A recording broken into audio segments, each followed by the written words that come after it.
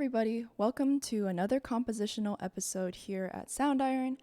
My name is Corrina, and today I will be introducing a track that I made using the Jewel Bandolero.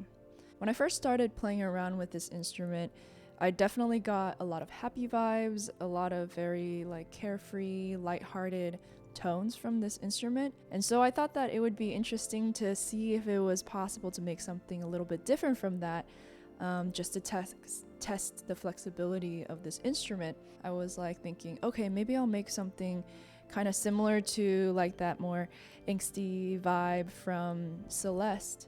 Given the fact that the Arps were really fun for me to play around with on this instrument, I decided to kind of go for this minimalist, subtly moody vibe. So let's take a listen first, and then I'll take some time to break each one down for us.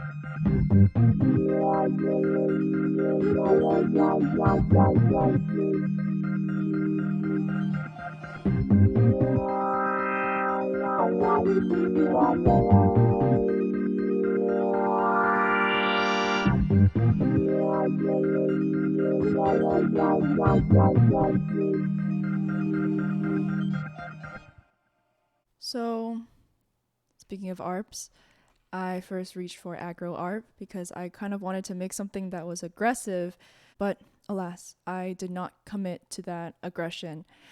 But instead, what I ended up doing was I pushed the octave really high because I really liked the sound of it actually. When it was higher in the register, I tamed down a lot of harsh frequencies. I used it by using this chorus effect on it to kind of warm up the sound a little bit. And I originally did not put an EQ on here thinking that it was pointy enough, but I realized that adding this EQ, this is an Ableton stock plugin, it brought out the shimmer and it made the instrument even more alive and even more lively. This is what this sounds like by itself, and then I'm gonna also turn on and off the EQ so you can kind of hear the difference.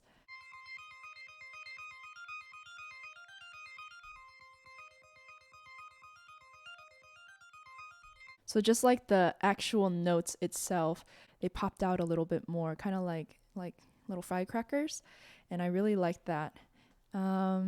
And then the next instrument, I was on this ARP, on this filter train, and so I went on to contemplate MW, and I really liked how it felt like there was a halting motion to it. Felt like we were trying to go forward, but there's this slow, it's a little sticky. And so this is what that sounds like by itself.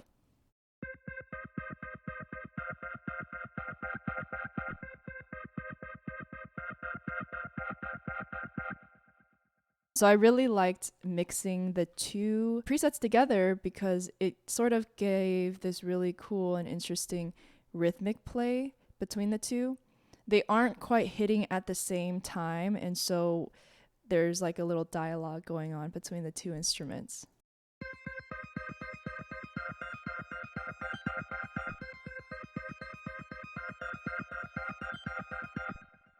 As I was noodling around, I came across a custom FX called Noodle Around, and so of course I had to use it.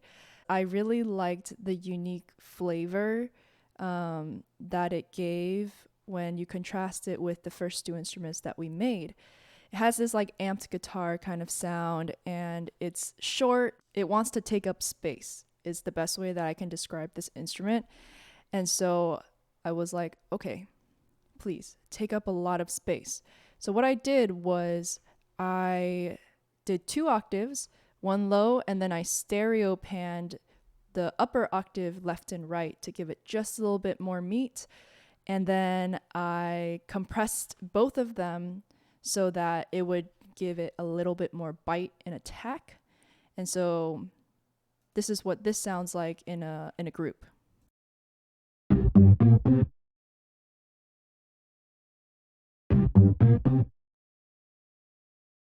Just to cut through that like more pointy, shimmery things, I really liked how it would just assert itself in this track.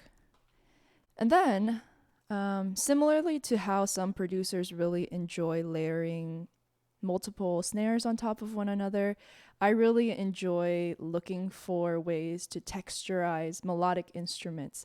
And so I came across Waver Amp, and I really liked how it does have a amped guitar vibe to it, but it wasn't quite the same as Noodle Around. And so I wondered, like, what if I layered the two on top of one another? And so I kind of auto-panned it so that it wouldn't just stick as one, but it would kind of move a little bit as I was playing it. And I timed it so that it would move every time it played a note.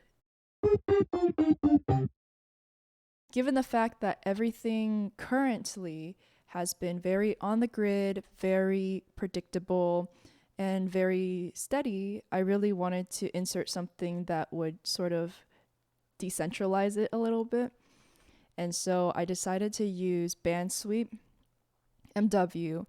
And I'm sure many of you guys have already played around with the mod wheel, but this was kind of my first time to use it and to kind of play around with it. For those who don't know what the mod wheel does, on my keyboard, I don't know if you can see this, is sometimes on MIDI keyboards there will be like two wheels here that you can turn up and down, and those are your mod wheels, and then the left one is usually your detune wheel. In this case, what it's kind of controlling is in the filter section, frequency. You'll be able to see it move once I start going at it. And so essentially it kind of is like one of those like auto filters that from the EQ, and then you can like slide it up and down however you would like. And so I thought it was really fun as somebody who grew up playing classical piano and kind of had to make the most of whatever the instrument gave me. I never really had the opportunity to play with, you know, like almost like controlling the texture of the sound with my left hand while I was playing notes. But this is kind of what it sounds like at a basic level. And so right now I'm at kind of 0. And so when I hold it, you won't hear anything because you cut off all the frequencies at this point. But as you slowly go up,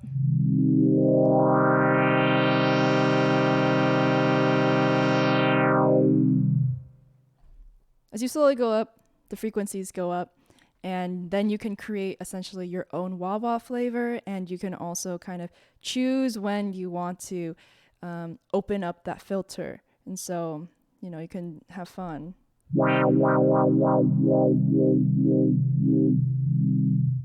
I recorded this part of the track, I actually didn't use a click track.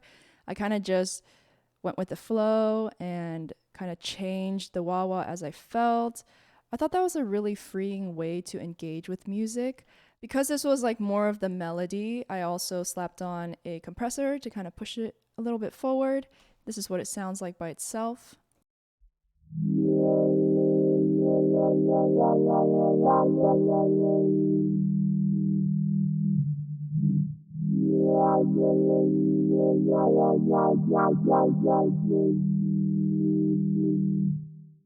And then in the next section, I wanted to open the band pass just a little bit higher, but I wanted to keep the high frequencies from not being too sharp. And so I just shaved off the high frequencies to kind of keep it toned down.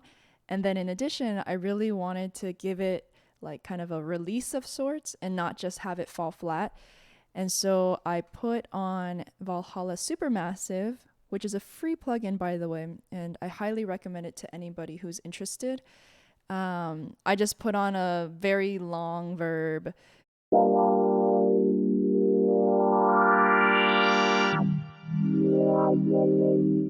Everything is a little bit more close and personal, but then that reverb just makes it feel like, oh yeah, there's a universe out there. I forgot about that.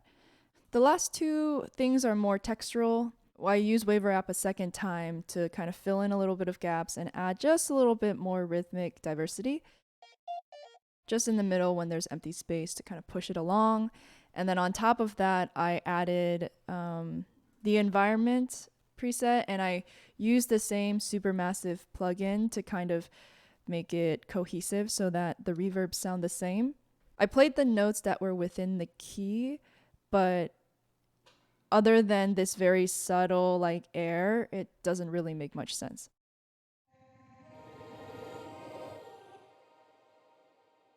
Kind of just sounds chaotic and messy, but because it's being kind of covered by the main meat, that when it peaks out at certain times, like it kind of adds a nice textural ambiance to it.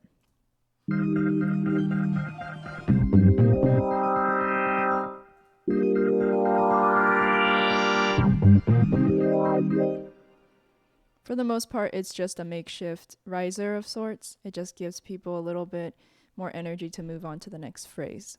That's pretty much it for this track. I hope that this has been helpful and that it has inspired you in your own composition or has given you just a little bit more tips on how to tackle future production. Thanks again for listening, and I will see you in the next one.